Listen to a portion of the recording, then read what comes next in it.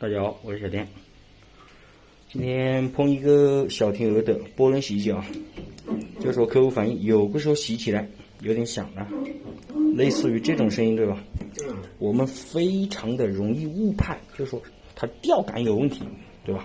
其实不是的，它有几款的机型，它是哪一个故障？它是这个防撞棉呢，与这一个外筒，看到没有？我们模拟一下这个声音，对吧？但是你看一下这边，它就没事，对吧？这一种故障着起来，那真的是着起来脑壳痛，知道吧？因为你就说吊杆，你不要挨着它的那一个筒子，你看吊杆是没有问题的，对吧？回力特别的好，一点问题没有。像这种我们怎么处理呢？准备黄油，不要在意颜色啊，黄的、红的、蓝的都行。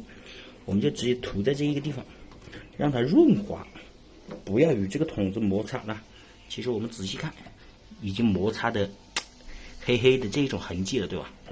我们直接涂点黄油，然后再这样子摩擦去试一下。如果还有这个声音的话，我们就把外面的这一块光滑的这块皮给它撕了就可以了。但是一般打黄油都是可以打得好的，我就直接带过来了。我们打点黄油试一下，我们就直接手上沾点黄油，好，帮我这样子推一下啊，好，谢谢，给它抹到这一个防撞棉上面，一般都是可以解决的，不行的话我们就把外面的这个光滑的这一个皮给它撕掉，来，您松手，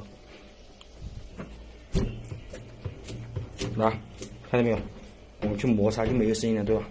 虽然那一边不响，但是我们它保不齐哪一天对面也响了，对吧？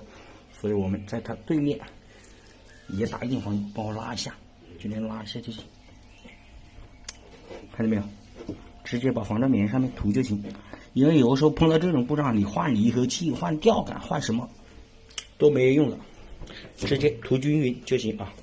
我们就是说手动的给它摩擦一下，声音没有了，对吧？让它这一个外筒上面也沾住黄油，如果还响的话，我们可以增加黄油的使用量，这个问题就解决了。这一种声音漏电漏水这种只能够实地测量，没有其他方法。旁边不需要，有一些旁边也是那种厚的，就是也是这种厚海绵，也会造成这种情况的啊。那么我们就四面全部都涂，这个问题就解决了。